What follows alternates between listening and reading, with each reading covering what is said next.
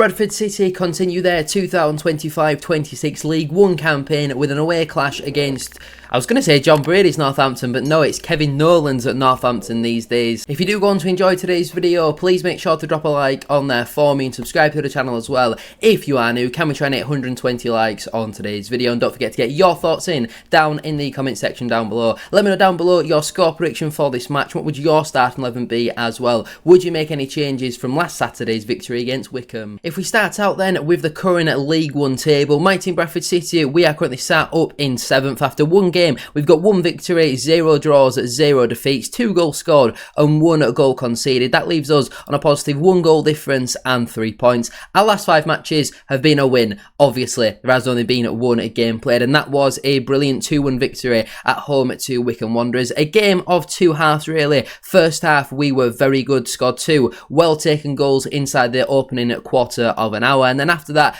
we did have some further chances in the match, but possession was largely dominated by Wycombe, and we did have a lot of defending to do, but Wycombe having nearly 70% of the ball, and we had double the amount of shots on target, more shots as well. Yes, to pull a goal back through Dan Udo, but I personally believe Sam Walker should have saved that. But later on in the game, Sam Walker did make some important contributions, and it was a bit of a needless free kick originally to be given away by Joe Wright. But on the whole, you can't really ask for much better than winning on the opening day at home against a team who were in the playoffs in this division last campaign. Yes, there was no Richard Coney in their squad, but plenty of positive signs in my opinion. Compared though to Northampton Town, they currently sit down in 20th at this moment in time. After one match, they've got 0 wins, 0 draws and 1 defeat, scoring the 1 goal and conceding 3, which leaves them on a -2 goal difference and 0 points. Their last 5 matches then have been a loss. Obviously, on the opening day, they were defeated 3-1 away at Wigan Athletic. Looking at the stats, the Cobblers maintained their fair share of possession, but Wigan had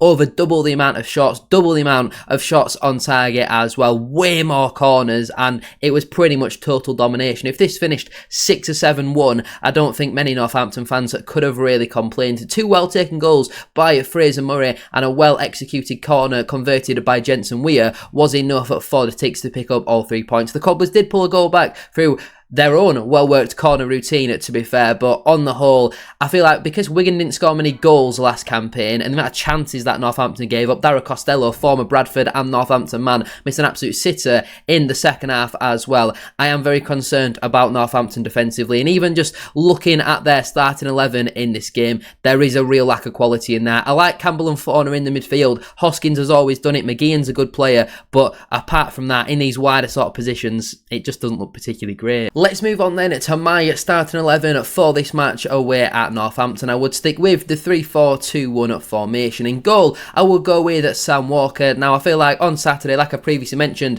in this match preview, I do think he should have saved the goal that Wycombe did score. I'm pretty sure it goes through his legs. If not, then he's been beaten at the near post. But personally, I would be expecting my goalkeeper to be saving that. But he did make some important contributions throughout the match, and obviously we won, so I'm not going to come on here and slander him all too much. I don't believe he's one of the best goalkeepers in this division, but there's certainly a lot worse as well. So I think it's important that, yes, he probably will feel a little bit aggrieved not to have done better with the goal, but he also think it's important that we mention he did make some important contributions and saves. Into my back three then, at right centre back, I would go with Matt Pennington. Now, coming into the first game against Wycombe, I had my reservations. I felt like there was a little bit of a weakness in Pennington's game, but on the whole against Wycombe, I wouldn't say I have any real complaints. I don't think he was outstanding. I would probably say he was a solid 6-7 out of 10, just did his job, and if you're going under the radar and just doing your job, then, you know, there's no real complaints from me there. In the middle, I would go with Joe Wright. I feel like on the whole, he had a really good debut, won a lot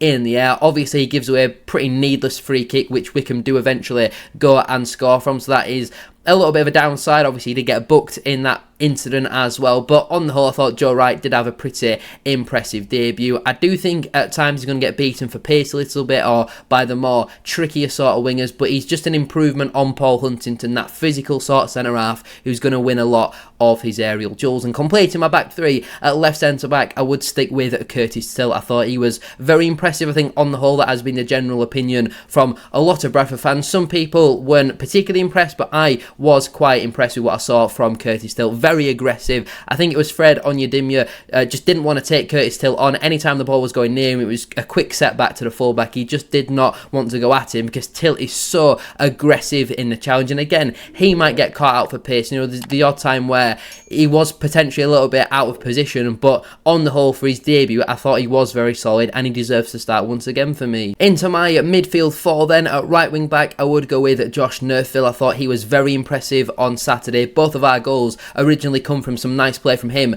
down the right hand side. I feel like he's a very good attacking threat. I don't believe Northampton's pitch is particularly big, so that might not necessarily suit his game all too much, but he's got that pace, he's got that firepower in the final third, and I do believe he's going to be a very important player for us come the end of this season. As my two central midfielders then, at first I would go with the captain, Max Power. I think he only made maybe one mistake in the entire game, which allowed Wickham to have a deflective shot on Saturday, but apart from that, I thought he was really good, captained the team very well, motivating, just a really good, solid performance from Max Power. Took a cynical yellow card when he felt like he needed to, and I do think it was smart for him to do in that moment because Tommy Lee had pressed a little bit higher up the pitch as well, and he's just intelligent, very important, and again, he should definitely be starting in my opinion. And partnering him, I would stick with Tommy Lee. I think it was maybe a bit of a surprise for a lot of people to see Tommy Lee in that starting 11, but he played in his natural position and he comfortably played his best game in a Bradford City shirt. He's not a League 2 striker, he's not really a League 2 attacking midfielder, but he is a League 1 holding midfielder, number 8, getting up and down the pitch. I thought he was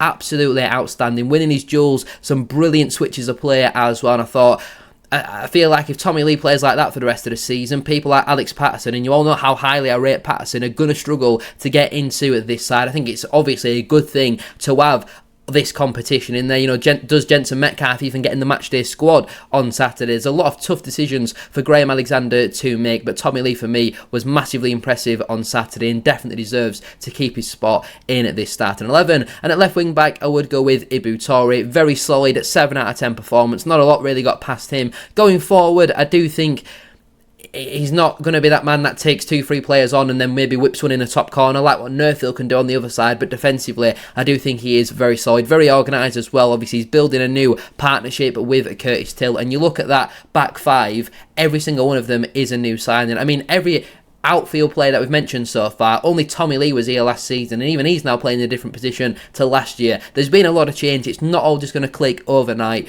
but there's a lot of positive signs there. So for me personally, I wouldn't make any changes so far. Into my two attacking midfielders then, firstly on the right hand side, I would go with Anthony Sarsvik. It was absolutely brilliant that he scored the last goal at Valley Parade last campaign, and obviously he scored the first goal at Valley Parade in the new campaign, and he's got a point to prove in League 1 this season. A lot of people say he's too good for League 2 but never really does it in League 1. Well, he's 1 goal from 1. He's on track for 46 goals this season, and I feel like Sars first half was very good, second half certainly did start to tire a little bit, and I feel like we could have done with Lapsley's fresh legs potentially, but his experience is going to be very important for us to get over the line, and I think again, away from home, he's had the full week's rest, we should be starting him in this one. And on the other side, I would go with Bobby Poynton. I was very impressed with Bobby on Saturday. Obviously, he was the only player to be subbed off for Tyreek Wright with around 15 minutes or so to go, but took his goal very well. A great low strike into the bottom corner. And I had my question marks, you know, would Poynton be a regular starter in League 1 this season? But he started out the season absolutely excellently, and I can't really have many complaints about his performance. I thought he was really,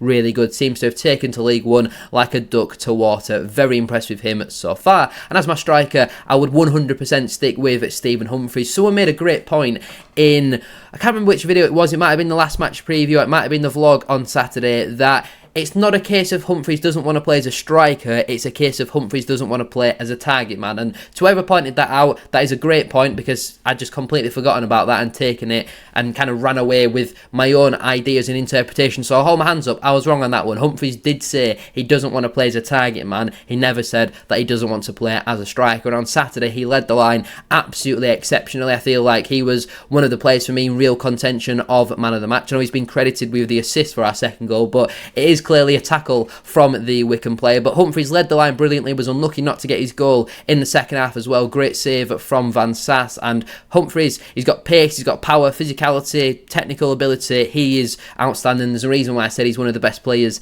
in League One when we did sign him. I was really impressed with him, and to say Barnsley fans say he's useless as a striker, he was brilliant on Saturday. On the bench then for me, that would leave Joe Hilton, Brad Halliday, Aidan Baldwin, Alex Patterson, George Lapsley, Tyreek Wright and Will Swan. The players currently unavailable are Neil Burnett, Kieran Kelly, I don't believe is fully back from his injury, Lewis Richards, and also Andy Cook as well. Obviously he's back in some parts of full training. He's doing one day in and then one day out at this moment in time. He's slowly getting built back up, which is absolutely brilliant news. I cannot wait to see him back on the football pitch playing for Bradford City. So the players who miss out then through selection will be Zach Hadey, George Goodman, Jensen Metcalf, Clark Adore, Adam Wilson, Callum Kavanagh and Tyler Smith. I think Kavanagh should be back in training around today or so, but obviously Will Swan's had a lot more match minutes recently, and I think probably, in my personal opinion, is slightly ahead of Kavanagh at this moment in time. But every player is going to be needed throughout this season. There's a long campaign to go. There's going to be changes. We've got Blackburn away on Tuesday. I would expect changes in that game as well, but I'm feeling confident. If you want to know my score prediction, head over to more SHD and you get all my League One score predictions over there. But apart from that, I'm going to leave it there then for today's video. If you have enjoyed, please make sure to drop a like on there for me and subscribe to the channel as well.